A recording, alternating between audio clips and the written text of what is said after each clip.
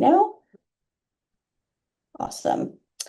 I want to introduce our facilitators. I'm Cassandra Gale. I'm with Rincon Consultants, leading the engagement efforts for this project. With the City of San Mateo today, we have Mr. Sung Kwan, Summer Smith, and Simin Zakavand. If you guys could give a wave for everybody. And then also from Rincon joining me today is Julianne Murphy, who's our project manager, and Jillian Balk, who will be running the Zoom behind the scenes and also facilitating some of our breakout rooms as well. Next slide.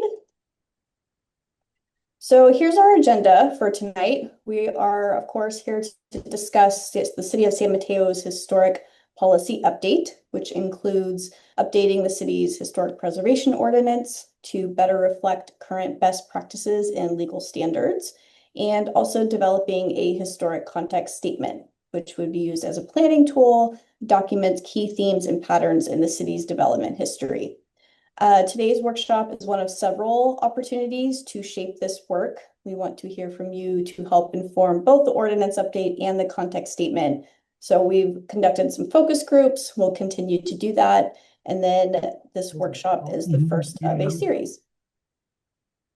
Here's a quick look at what we'll be doing together tonight. We'll start with a warm-up to get us all thinking about what matters to us when we talk about history and place, and from a practical sense, I will slow down and I see you. And from a practical sense, to help us all practice the breakout room and buttons and the tools that we will be using. Then we'll go over some key concepts and local context. So a sort of preservation 101 to make sure that everybody is on the same page. Then we'll go into a breakout room for an activity. We'll share moments or places you think are worth remembering. And then we'll get into what regulation looks like. So Julianne will be giving us another nice lesson on how preservation rules work today and what is relevant to San Mateo. And then finally, we'll close with a second breakout activity where we will ask you to weigh in on your preservation priorities moving forward. All right, next slide. We have a busy night tonight, clearly. So we're going to do a warm-up activity to make sure we're all comfortable with the breakout rooms. For this activity, when we open the breakout rooms, you will get a pop-up on your screen, and you will hit join. Once you're in your breakout room, your facilitator will help you through the activity. When it's time to leave the breakout room, we will close them and bring you back to the main room. If you need to leave for any reason, the leave is in the bottom right corner. Be sure to be careful to choose, leave the breakout room and not leave the whole meeting. We do want you to stay here. Next slide. So your prompt for this first activity is essentially, I can't imagine San Mateo without, and we want you to reflect super quickly on the first thing that comes to mind. Next slide. And we'll be using a digital whiteboard. So your facilitator will open the whiteboard.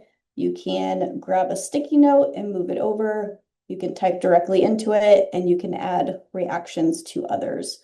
If you're uncomfortable using the Zoom whiteboard and adding it yourself, feel free to ask your facilitator. We can add Post-it notes for you as well. Okay, and with that, I think we are ready to jump into our first breakout room. Okay. Awesome. Okay, couple tips before we dive into the next section. What I observed in my group is if the Post-it is a little much, feel free to just add text by itself. Okay, that's just as good, gets us the same information. It's not as pretty as a Post-it note, but we will live.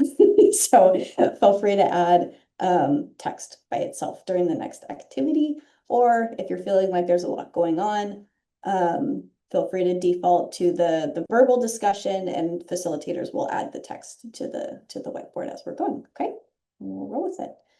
Next slide. Me. Yep. All right, so I'm going to hand it over to Julianne. She's our resident architectural historian on this. She's going to set us up with some groundwork on some key concepts that are important to understand for this effort. Take it away, Julianne. Great. Thanks, Cassandra. As she said, I'm Julianne Murphy. I am an architectural historian with Rincon Consultants, and I am the project manager on this project to both update the city's historic preservation ordinance and to develop a historic context statement, which I'll get into a little bit more detail in the presentation. The first half of this presentation is really just an opportunity to share what historic preservation is, give some background on what the legal framework looks like for preservation, how we got to where we are, and some very basic definitions, just so that for the second part of the presentation I give tonight, we're all kind of on a similar starting plane. So with that, what is historic preservation? It is the process of researching, identifying, protecting, and enhancing buildings, places, and landscapes, and objects of historical, archaeological, and cultural significance. The process includes two main activities. First, identifying resources, and second, planning for their treatment. Identifying activities include things like survey and evaluation of historical, archaeological, architectural, and cultural resources. And planning activities include things like the development of planning and implementing legal measures to protect resources and design guidance for restoration, rehabilitation, and/or adaptive reuse of historic structures. Historic preservation then is a twofold activity. First, we ask ourselves, what do we have? And then what do we do with it? Many of us have taken time to visit places noted for historic character. The appeal of these are nearly all universal. As such, many communities incorporate historic preservation policies as part of their local governance in acknowledgement that there is inherent value in saving historic places. These plans, policies, and laws generally identify and articulate a community's preservation goals and is part of what San Mateo is currently refining through this process. So how did we get here? Historic preservation in the United States started off largely as local endeavors.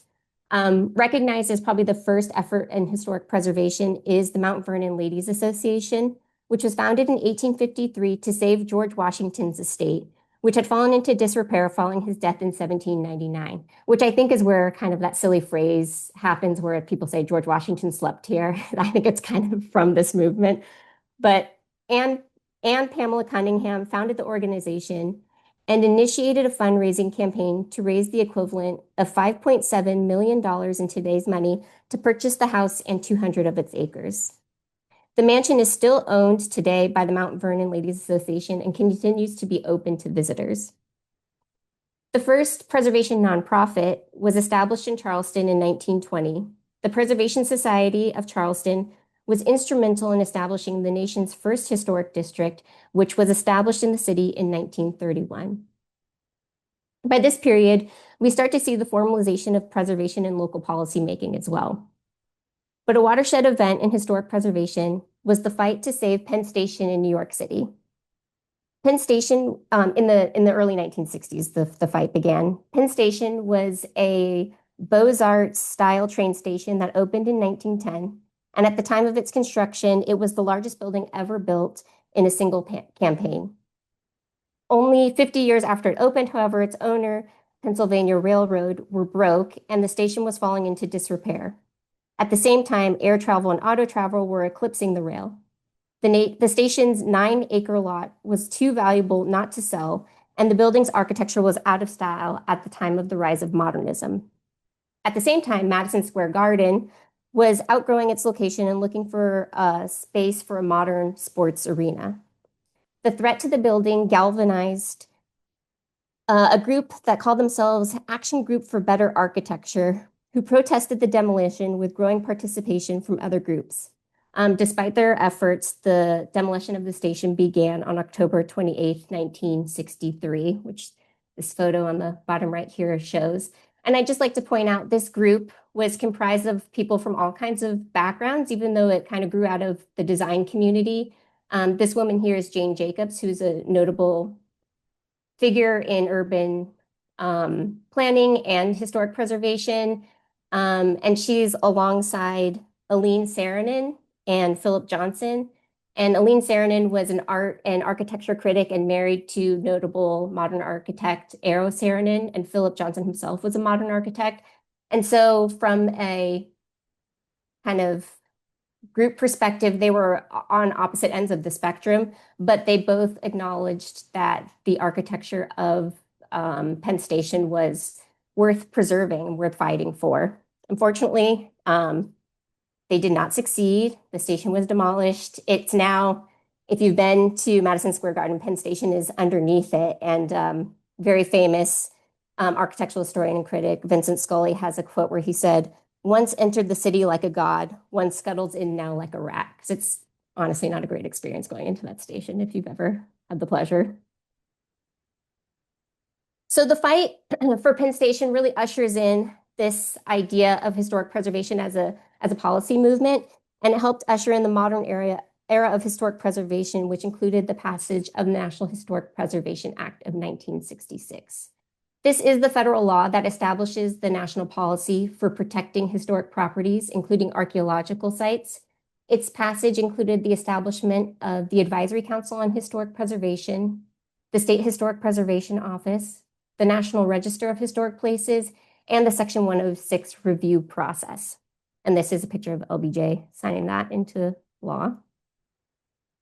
The Advisory Council on Historic Preservation is a 24-member federal agency with the mission to promote preservation of the nation's historic places. They administer the requirements of the National Historic Preservation Act and advise the President and Congress on historic preservation policy. State Historic Preservation Office, the short term we use is SHPO, is the office to coordinate statewide inventory of historic properties, nominations for properties to the National Register. They maintain statewide plans and assist federal and state agencies and cooperate with local governments.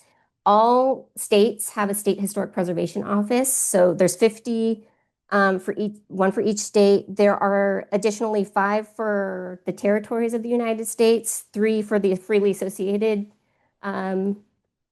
territories of the United States, and 1 for the District of Columbia. And though they have a federal role through the mandate established in the National Historic Preservation Act, they also have responsibilities that are given to them through their state constitutions many times. So though they were set up by the National Historic Preservation Act, they also operate many state-funded and mandated programs. In California, they are called the Office of Historic Preservation, or OHP. And the National Register of Historic Places is the official list of the nation's historic properties worthy of preservation. It is a program that is administered by the National Park Service and is part of a national program to coordinate and support public and private efforts to identify, evaluate, and protect America's historic and archaeological resources. And finally, Section 106 review process requires federal agencies to consider the impact of their action on historic properties. This section, which is the section of the law, Section 106, requires that before any federal agency issues a permit or provides funding or directly completes an undertaking, that is, if the federal government is undertaking a project, it must consider the impact to our historic resources.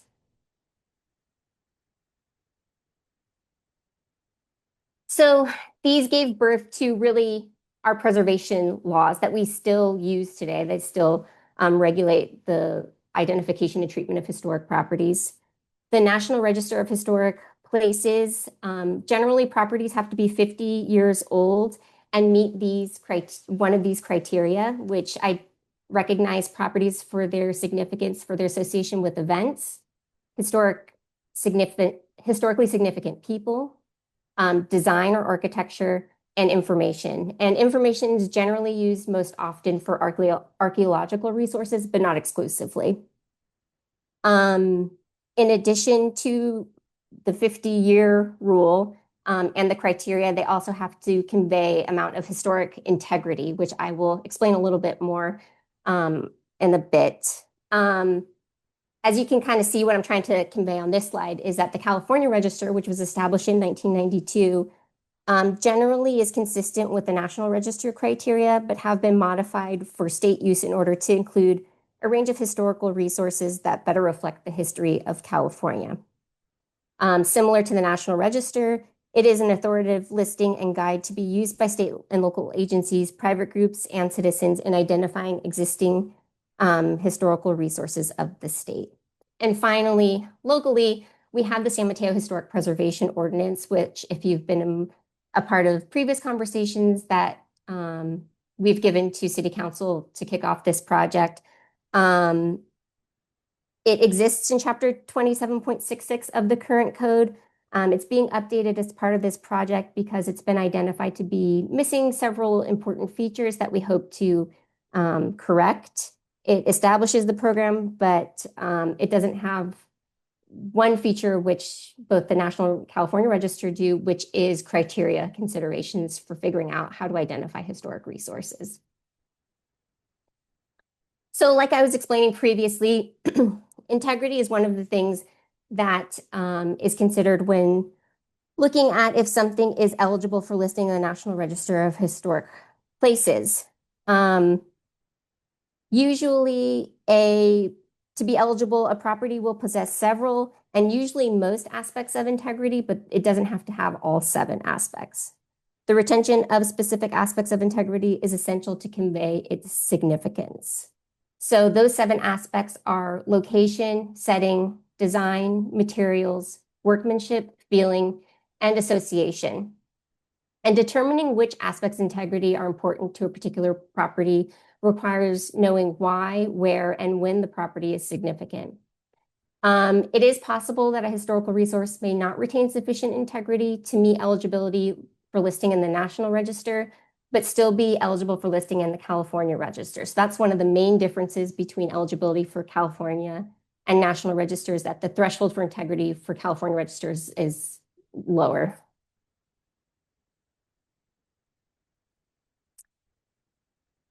And so historic preservation is addressed in 2 sometimes concurrent environments, local review and the California Environmental Quality Act.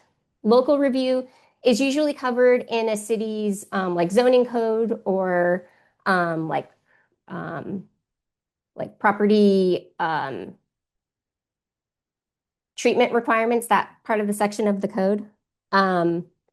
And they usually allow for the designation and oversight and treatment of historic resources. So it will include criteria for local designation and outline the process for local designation and include information on permit review. So it's those twofold questions, right? Identifying the resources and then how do we treat those resources? The California Environmental Quality Act, or CEQA, as it's shortened to, acknowledges that cultural resources, including archaeological and historic resources, are part of the environment that deserves protection. The city has a responsibility to fulfill the legal requirements of CEQA, which is, again, a state-mandated review process. And that's a 3-part process. First part of the process is to identify if there's a historical resource. Would the proposed project cause a substantial adverse change in the significance of the resource? And if it does, can that impact be avoided or mitigated? So CEQA is triggered when there is a project, and a project under CEQA requires 2 things. First, some level of discretionary review and the direct or reasonably foreseeable indirect impact on the environment. So a lot of times that will include historical and or archaeological resources. And so these are just some historic preservation basics, some terms that we will be hearing tonight that I'd like to introduce so that you're familiar with them and that you have an understanding as we kind of discuss on how regulation works, what this all means. So a historic district possesses a significant concentration, linkage, or continuity of sites, buildings, structures, or objects united historically or aesthetically by plan or physical environment. A district can be comprised of both features that lack individual distinction and individually distinctive features that serve as focal points. And a historic district may be eligible even if all of its components lack individual distinction, provided that the group achieves significance as a whole within its historic context. So sometimes it might not be evident looking at a historic district that like, oh, that building doesn't look especially important. But when you consider it in the group of buildings that exists in and its historic context, that's where it derives its significance from. A historic survey is the process of identifying and gathering data on a community's historic resources. It includes generally a field survey effort, and that's the physical search and recording of resources on the ground. So walking around, looking at things, photographing them. But it also includes, very importantly, background research and planning before the survey begins. So to have a really sufficient survey, there has to be some information on what you're looking for before you go out. And usually surveys honestly take more than a single effort. Historic resources inventory is a list of properties identified as having potential historical significance within a community, often generated following a survey. It's a list of properties identified as having potential historical significance within a community. It is not a list of designated properties, but a tool that some communities have and implement to identify potential resources for planning purposes. A historic resources evaluation is the process of determining if an identified property meets the defined criteria for eligibility. So this is actually the act of researching and evaluating a property for its potential significance, weighed against the eligibility requirements I outlined on previous slides. And finally, a historic context statement is written histories that provide an analytical framework for identifying important trends and property types. Is it playing there?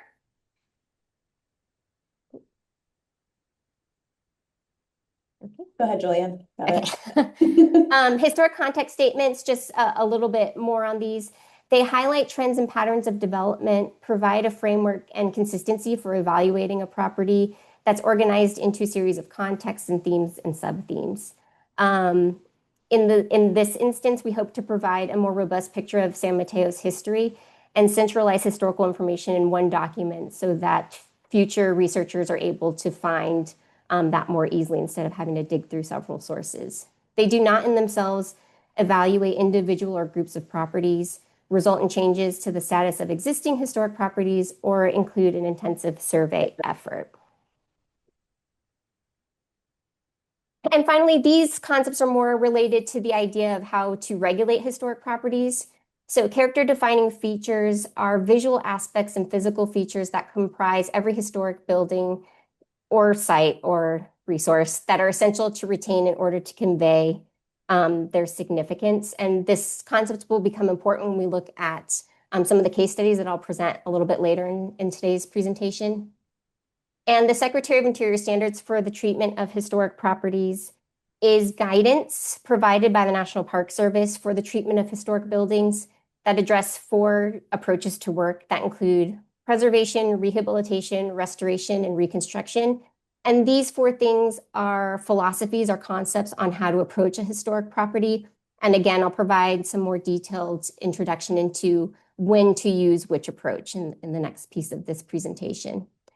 And finally, the Mills Act is an incentive program that's administered by the state. It's a state law that allows local governments to enter contracts with property owners of qualified historic buildings who actively participate in the restoration and maintenance of their property in exchange for a property tax relief. So the city of San Mateo does have a program. It is intended to be an incentive for people who have historic properties to maintain them and then get some benefit for the work of that maintenance.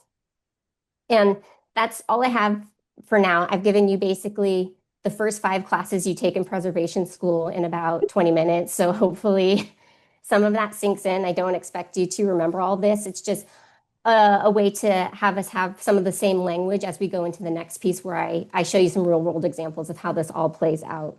I hope it's provided a good primer for understanding historic preservation. And again, I'll show you some real world examples shortly.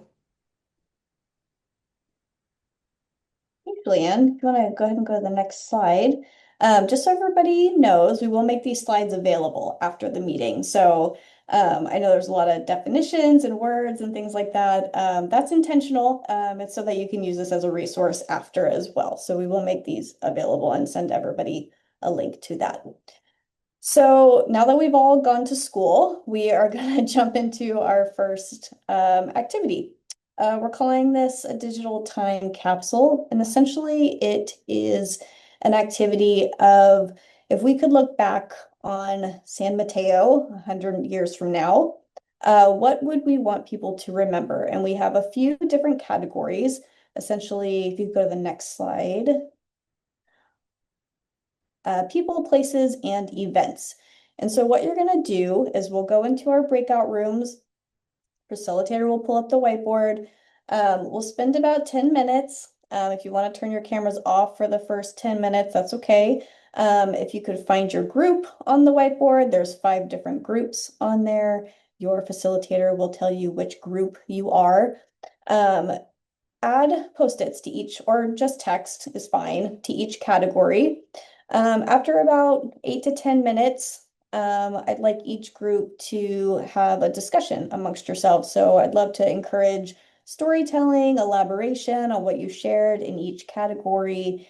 And then as you're having that discussion, we'll wrap up with taking a scroll. Feel free to look at the other groups, add hearts and thumbs ups or X's if you want to other people's additions in their categories as well.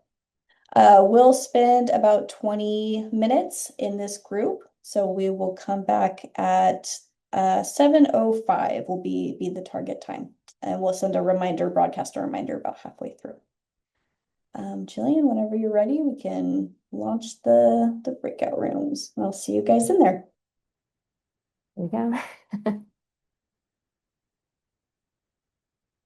I'm muted, just kidding. At this time, we are going to take a 5-minute break, really like a 4-minute break for time. So let's come back at 7:12, and then we'll get into what's some regulation education, just fun to say. All right, a minute over. Thanks everybody for participating in that first activity. Next, we're going to have Julianne follow up on her first component and talk about what regulation looks like. Julianne, take it away. Thanks, Cassandra. As I discussed in the first part of tonight's presentation, a common feature of historic preservation ordinance is to first identify historic resources and to second determine how to treat those resources. So we're going to get into part 2 here on how to treat resources. I do want to preface before I start to show any examples that everything I present during this portion of the workshop will be examples from other communities in California on what this process might look like and are meant to be representative only. At the local level, many communities who have historic preservation ordinances require approval for demolitions and for proposed work on a designated historic resource. Typically, communities have a reviewing body comprised of local citizens appointed by city government that review and approve proposed changes to a historic building. Most communities that have this function as part of their historic preservation ordinance try to discourage the demolition of historic buildings and require a permit for demolition to be approved by a reviewing body.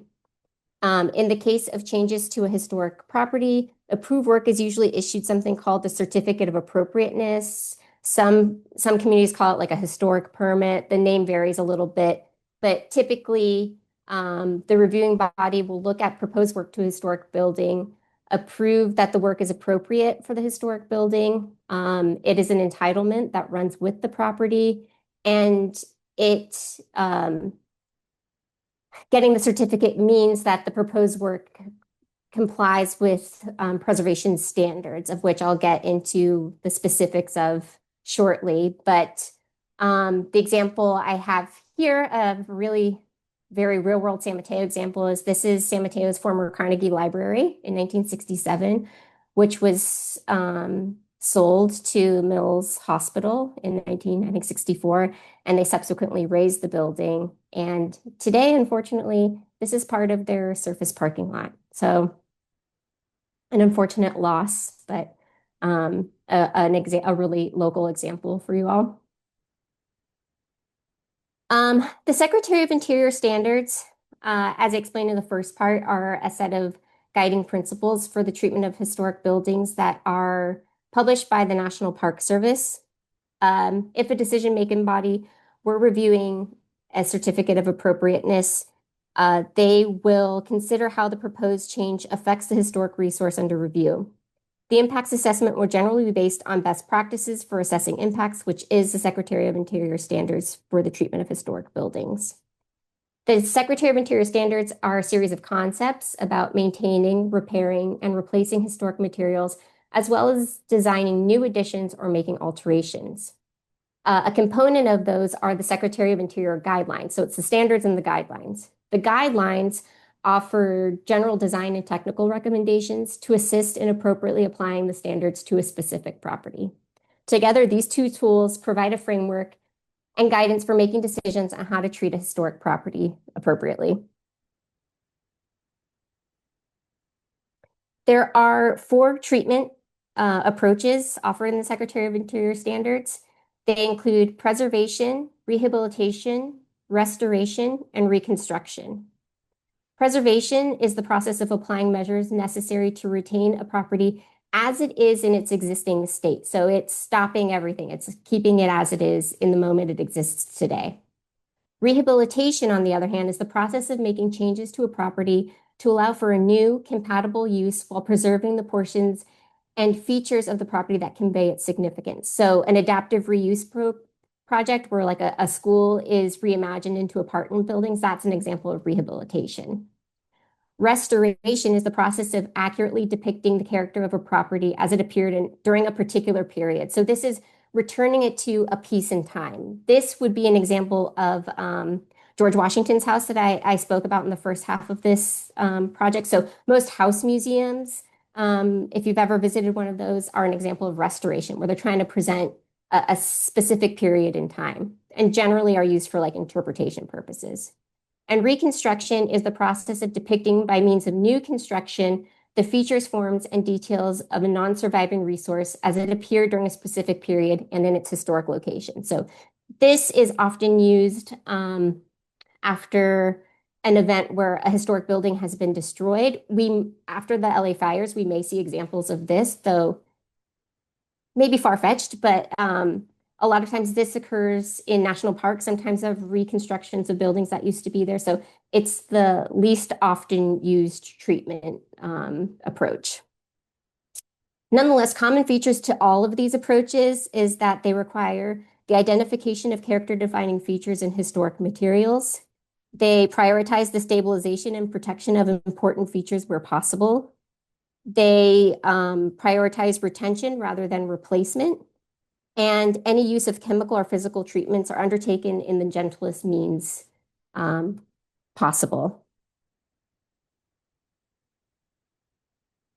So this is a lot of text. I'm not expecting you to read all this. This is just to show you that the Secretary of Interior standards for rehabilitation are the overwhelmingly most applicable treatment that will be used during a project's review. They are the most flexible. They allow for the most amount of change while recognizing the most important features of the historic resource to maintain. They include 10 guidelines that will apply to varying degrees depending on a project and the proposed scope of work. So, for example, number 7 is about the chemical treatments of a building. If you have a house and you just want to add an addition on the back and you're not proposing to clean your exterior with like a sandblasting treatment or something like that, that standard doesn't apply to your project. So there would be no consideration of that. So the projects depend, the standards used to evaluate a project depend on what the project is. So considerations during review. When reviewing if a proposed project is successful in meeting the Secretary of Interior standards for rehabilitation, reviewers generally ask the following questions. does the alteration have a minimal impact on distinctive features and materials, or, is it impacting the character defining features? Are deteriorated features proposed to be repaired or replaced in kind?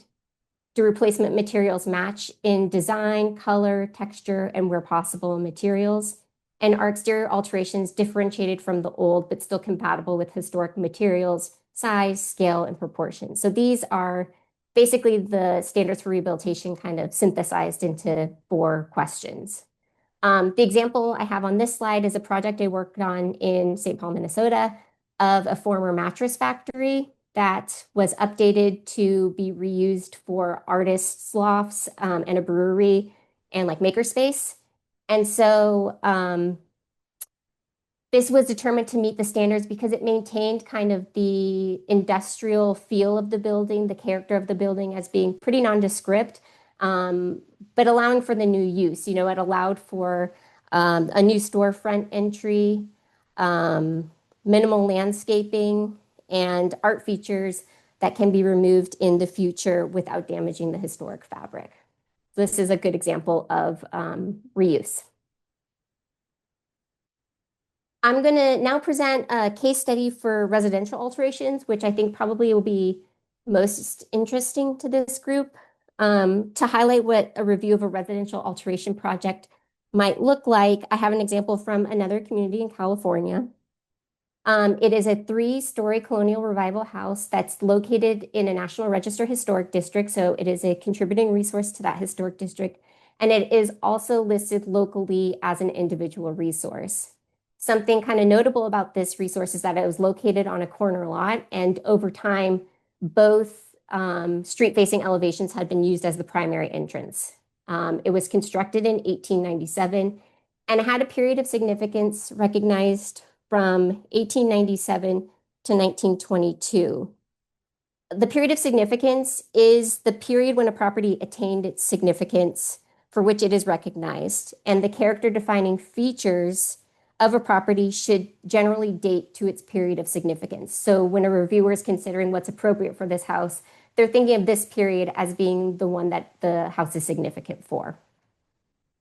Because this building is quite old, it had obviously undergone several alterations over time. In 1945, it had been modified for 2 units. In 1960, it received a second floor addition. In 1978, a solarium was added to one of the elevations of the home. And in 1978, exterior stairs were added so that the people could access the second unit. So it was exterior access point for the unit.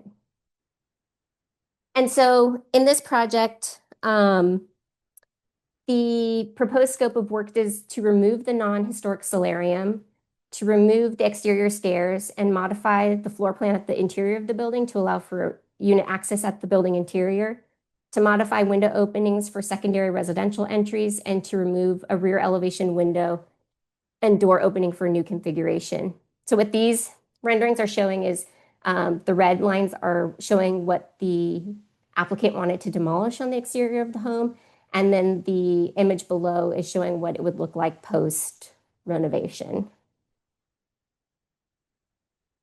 The character defining features of the home were identified when it was designated and included its 3-story square massing of the original 1897 building, its painted lap horizontal siding, and it had some, you can kind of see it in the drawing, this shingle on the 3rd floor. Its gambrel roof form with dormers, its deep cornice with modillion blocks and wood soffit, original windows generally consisting of multi-light upper sash and a single light lower sash, which means like had little boxes above and no boxes below, and its curved entrance portico. So again, this is showing what they wanted to demolish, which this is the solarium that was on one elevation, and what the new exterior would look like. The identification of these features helped the reviewers consider the overall impact of the project on these features and if their loss or any diminishment would cause the proposed project to be unsuccessful or not able to meet the Secretary of Interior standards. So in this case, the scope was found to be consistent with the standards. Some key things to remember about the standards is that they offer flexibility and generally allow for more change at secondary or non-primary elevations. In this case, the property, like I mentioned, was on a corner, so it had used both street-facing elevations as an entry, so that was considered two primary elevations. So they wanted to have those non-historic additions removed and more change to be allowed on the rear of the house. One of the successes of this project was the removal of the non-historic solarium and staircases that obscured the historic structure. At the same time, there were some changes to the rear of the property, which removed some original historic material, but when balanced with the overall preservation of the residence was determined to be successful. So it retained the character defining features while removing the non-historic additions. It allowed to continue its multifamily use despite its underlying R1 zoning. There was more tolerance for change at the rear elevation, and it was not required to return to a certain historic period appearance. It was allowed to be updated for its new use as, or its continued use really as a multifamily home. Here's another example. I'm going a little bit less in depth with the follow-ups here. Where residents of this individually listed house wanted to add some more living space to their pretty modest one-story home. They were able to accommodate a pretty sizable second floor addition while retaining the historic character of the house. This addition, I'll point out, is successful at meeting the standards because it's set back from the primary elevation, which is helped in this case by the fact that this house had this kind of projecting bay. And so having the change be up at this portion of the house gave it some more room for change up there. They sufficiently, in this case, differentiated between the old and new by having new windows that were not exact replicas of the historic on the addition. And they have the similar eave detail, but it's cut a little bit differently. It also used a different material to differentiate from the historic eave detail on the original portion of the house. This is another example that was also a two-story individually listed building locally. Similar to the last example, this owner was looking to add additional living space with a second-story addition, and they were able to work that addition into the existing roof line to conceal it from street view. So you'll see they have this cross-gabled house where part of the house goes one direction and the rear of the house goes another direction. And what they've done here is they've designed, this is what the house looked like at the beginning of the project, and they've designed this addition to be kind of tucked behind the street-facing elevation so that they're able to get the additional square footage that they're looking for in their addition while having it be kind of concealed from the street elevation. And you see here in this rendering, they're helped a little bit by the landscaping, but it is pretty well hidden from view by the roofline of the original building. This is a case we're seeing more and more often in project reviews is the desire to accommodate an accessory dwelling unit or ADU.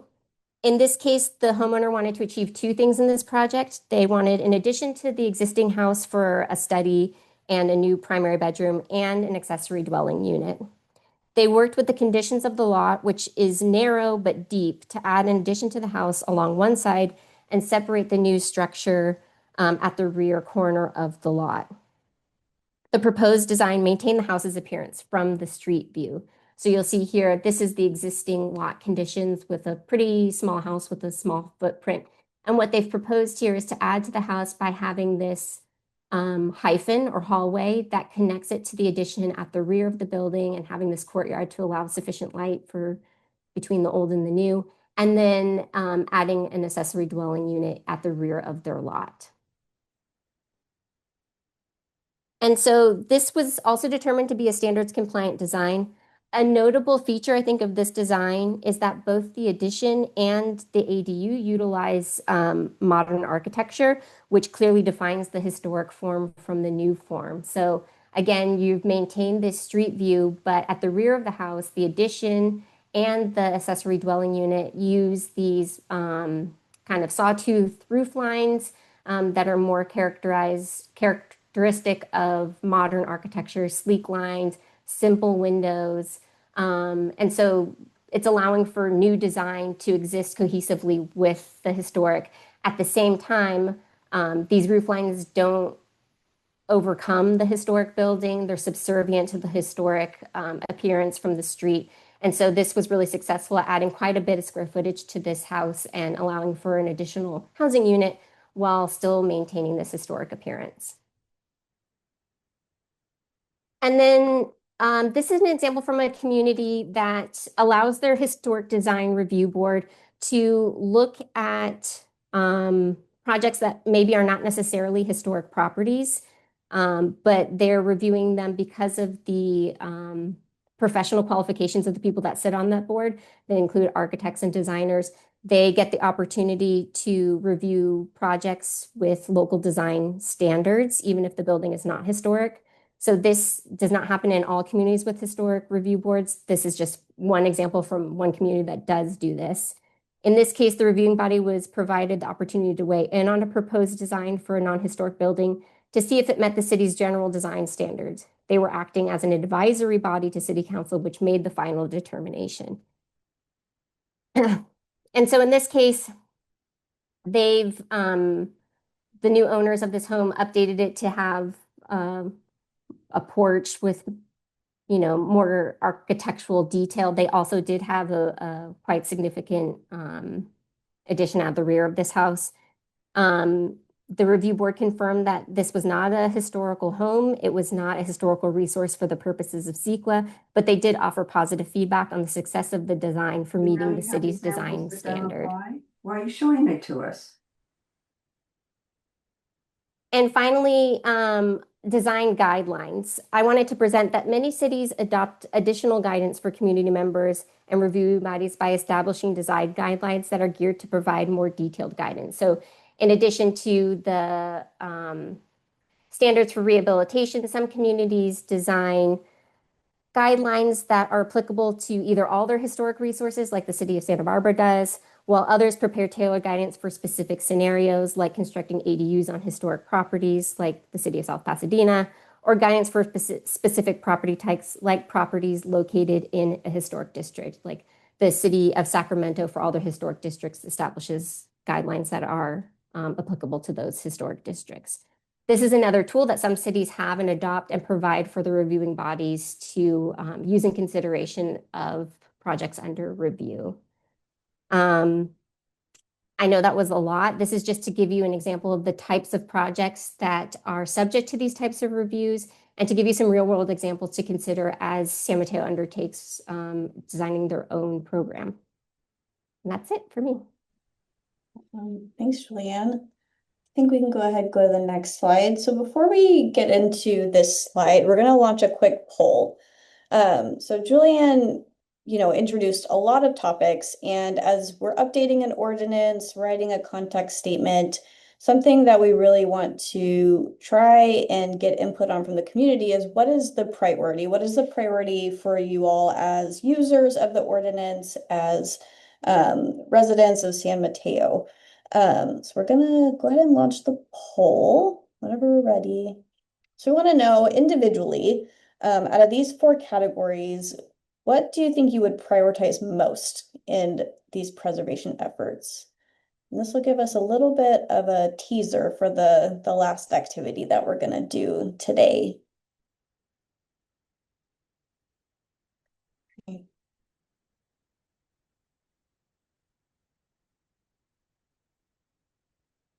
I'm seeing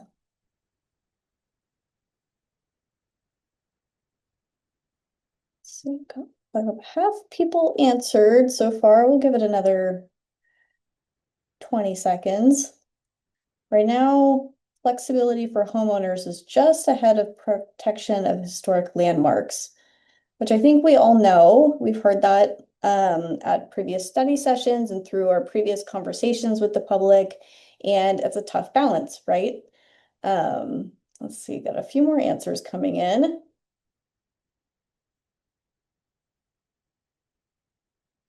Thanks. All right, I think we'll go ahead and end it there. So flexibility for homeowners definitely in first place, protection of landmarks, cultural equity and representation and transparency and predictability. So we are going to kind of continue this conversation. So could you go to the next slide, please?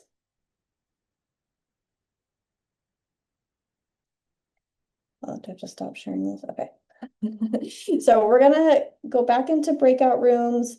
One of our rooms is having a bit of technical difficulty, so we've shuffled people around a little bit. So if you were in group 5, you will find yourself with some new faces, but this is a great activity for that. So what we're going to do is your group is going to have 3 imaginary preservation dollars. And as a group, you're going to come to a consensus of how you want to spend those $3 across 4 categories. So you can't choose all 4 categories because you only have $3 and you can't split the dollar, and you must agree. Let's go to the next slide. If there's another slide. Yeah, so your board is going to look like this. You're going to have $3. You should be able to click on those dollars and move them into the appropriate column. So we'll spend about 10 minutes talking amongst your members of your group, and you need to agree on where you're going to place the $3. And through that discussion, after we come back out, we'll talk about everything for about 5 minutes in your group, and then we'll come back and our facilitators will share a couple takeaways. So we'll share with the larger group what your group prioritized, where you compromised, and maybe what a surprising or interesting moment was during the conversation. Okay, so we're going to spend about 20 minutes in this room, and that'll give us about 5 minutes to wrap up when we get back. In progress, they opted to split the $3 between flexibility for homeowners, the historic preservation, and the transparency and category. It was a tough compromise, but I did learn from the conversation that the devil's in the details, and what comes out of those out of those 3 categories is really what is most important and what people want to engage in. Does group 2 want to give a quick report out? Yeah, I Super fast. can. Where did you split the categories? I'll just really quickly. We had $1 in flexibility for homeowners. We had $1 in transparency and predictability. And then we had $1 kind of straddling the 2 middle ones, thinking that maybe there's a way where they could be more interconnected. Great. How about group 3? I'll take responsibility for our group not finishing the assignment because I started asking follow-up questions. But overwhelmingly, our discussion really emphasized flexibility for homeowners. That seemed to be one that everybody agreed on, and also transparency and predictability. So I would say my interpretation of the result of that conversation would probably be $2 for flexibility and $1 for transparency. I think there was some general acceptance that the other things were important, but perhaps not as important as flexibility and transparency. Great. How about group 4?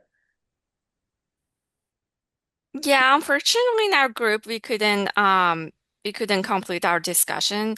So we don't have any results, but there were strong opinions on giving all the monies to flexibility or putting all the monies for protection. So there was no consensus. Great.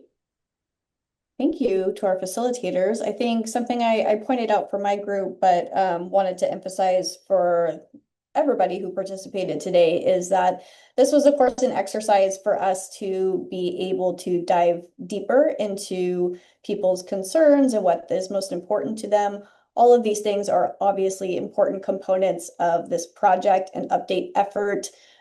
So really, this exercise, this imaginary exercise, is a way for us to navigate those conversations and bring different perspectives to the table. So I really appreciate everybody engaging in that dialogue. And I think we learned a lot through that exercise. So next slide. Unfortunately, we don't have a lot of time for questions, but this is not the end of the road. We're still early in the process. We are going to launch a quick exit survey, but while we do that, I want to plug a couple things. So the best way to stay involved in this conversation was very introductory. Once we get into those details and the drafts of everything, I'm sure you want to stay involved and find out where this goes. So everything is kind of living through our project website right now. That's where you can sign up for updates, find out about future opportunities for workshops or other engagement touch points. And we also have a digital time capsule. So our second activity today mirrors that activity. It's an online, kind of like an online whiteboard where you can add stories, you can add photos, you can say, my favorite place is this, or my grandma loved to go here. We do have a goal of getting 50 entries. We only have about 3 or 4 right now. So I would love if you could all contribute, share some of the things that you shared during the second activity today, or reach out to those of you who know might be interested, and please contribute to that as well. With that being said, I should have a little exit survey pop up. Make sure you scroll down before you end the end the poll. And again, I want to thank everybody for your participation tonight. If you do have follow-up questions, or you'd like to provide commentary, contribute to the process, this project does have an email address set up. If I could have one of city staff put that in the chat for the good of the group. It's also on the website, which I linked in the chat as well. Feel free to reach out to us anytime. We're happy to answer your questions. And I hope everybody enjoys their late dinner. Thank you for sacrificing your evening to learn with us tonight. Hey everyone, if you could wait 5 seconds, I'll put the email in the chat for you all. Right here. I got it, Summer. Oh, perfect. Thank Have you the so website much. open. Yep, I got you. Perfect. I thought you might. This is Doug. Has anyone seen my message about the tsunami watch that's on for our area till midnight tonight? 8.7 earthquake, biggest since 2011 in the ocean. I just saw that, Doug. Thanks for bringing that to our attention. Doug, it's Lisa. Yeah. Alex Kajikian has been in touch with the fire and the police chief. They are working with other fire and police chiefs in the county. Right now, there's no need for any change. And so it's supposed to be, if it hits, it would be about 1 a.m. tonight. But they're on it, they're watching it, and the county put out, I guess, a nixle or an alert already. But thank you very much for that. Sorry, Lisa, I didn't mean to alarm too much, but I Oh, didn't. no, that was very important. No, that was, Thank you. and I'm glad I could share that information. They are on it. Hugs. That's the important thing to know. Awesome. Thank you, everybody. Thanks for keeping everybody safe. And we'll see you at the next touch point. Okay, bye, everybody.